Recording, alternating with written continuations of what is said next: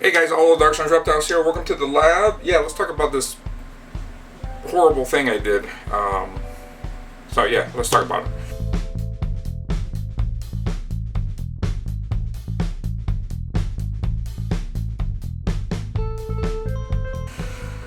Hey guys, welcome back. First of all, please subscribe if you haven't subscribed, share. Also go on my Instagram if you don't follow me on Instagram at Dark Suns Reptiles. I do a lot of cool stuff on there. I do other giveaways there, but I'm going to be doing a weekly tip video on Instagram, just a quick little 1-minute thing or less, where I just kind of go through little tips. So anyway, don't miss it out. Go subscribe and then come back and watch the rest of the video. Okay, so clutch number 3 scared the crap out of me because I did something so stupid, and so anyway, make sure you don't do this. So I'm going to tell you guys what I did. Clutch number 3 was in the incubator. It was about a week away from day 56, and I moved some stuff around in the snake room. I moved things around, and so I had the incubator over there, but I had to move it, and so I moved it over here, and I plugged it in. Everything was fine. This was like over a weekend. I think it was like a Friday, and whatever. The eggs still had 6 days to go. Tuesday, I just happened to be sitting in here, and I looked over and realized that the incubator was off. Like there was no power to it, and I thought that was weird. And so I went and checked it. Now at this point you might be asking, but Aldo, you have those awesome sensor push things that you've been talking about. How come they didn't let you know? Well, I was messing around with them, so I had one in the incubator, but I actually took it out and was doing something else with one of the enclosures, just to try something out. Stupid thing to do while I still have eggs in the incubator. Don't do that. Leave your sensor push in there, because if I had that in there, it would have let me know right away what was going on. Come to find out, if you notice right here, these enclosures here are all on timers. I completely spaced that when I was moving the incubator and I plugged it in. I didn't check which ones are on timers and which ones are not, the power strips in the back.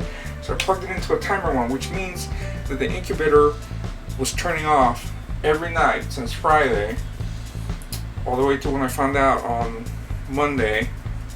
Tuesday I guess, every night, and then it would come back on in the mornings when all these lights would go on. And as soon as I figured that out, I'm like, oh shoot, I just killed these eggs. I just killed the babies. Luckily I didn't have any more eggs in there that had, that were not that close to being hatched, because if that would have been the case, it would have been even worse. So the babies are fine. I was concerned, so I did cut them a little bit earlier than I usually do, just because I thought they were dead. I thought I killed them. I'll show you the babies in a second. They're really awesome. But just as a cautionary tale, something stupid that I did. If you move things around and you have timers set up, just make sure you remember which plugs have timers and which ones don't. So yeah, learn from my mistakes.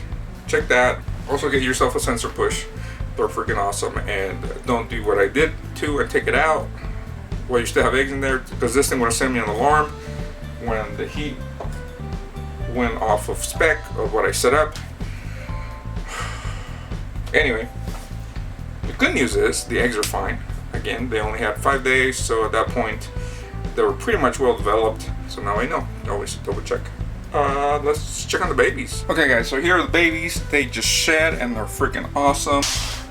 Right here they made a mess with their water. So this pairing was a Fire Olympus Cypress male to a butter. So awesome. I got that Fire Olympus Cypress from Always Evolving Python, so thank you, Miguel. And this is what we ended up with. We have a little normal, cute little normal. These are all big babies too, so even though they had a little bit of an issue there at the end. Little normal. What is this? This is a little male. We have a Fire, and this is a male. Sorry, let me show them to you. Little Fire guy there. You can kind of see the difference here between a normal and a Fire. You can see it kind of lightens everything up and cleans it up a little bit. And now, here we have this guy again. It's like a female. So we got a female Cypress Fire. You see that nice stripe, all the blushing on the side. You can kind of see the fire head stamp there too. But yeah, this is a Cypress Fire female. Super excited to hatch out a Cypress. Really excited to be working with this gene. But yeah, there you go. Awesome. And then we ended up with two, a male and a female Super Fire. So these are Super Fires, possible Cypress. It's hard to tell because they're white. But yeah, these guys have possible Cypress in them. So, got a cute little one. This guy is a male, and I don't know if you can tell, but one of his eyes is a little bit smaller than the other. It's hard to tell, but yeah, I can see it. Just a little tiny bit, just off a little bit. But anyway, super cute male Super Fire. And then we got a nice female here. Super Fire Cypress. Possible Cypress, I should say. Pretty cool. We ended up, after all that mess, we ended up with really cool babies. So once these guys eat consistently, I'm going to put them up for sale. So a lot of people hit me up before I even post them. So if you want to do that, that's fine. Because they do go fast, which is nice. But yeah, anyway guys, thank you. Hope you learned something new. Please learn something new every day. And check out these other videos right here if you want to learn more. And yeah, make sure you follow me on Instagram for some cool stuff. Anyway guys, thank you. Have a good day.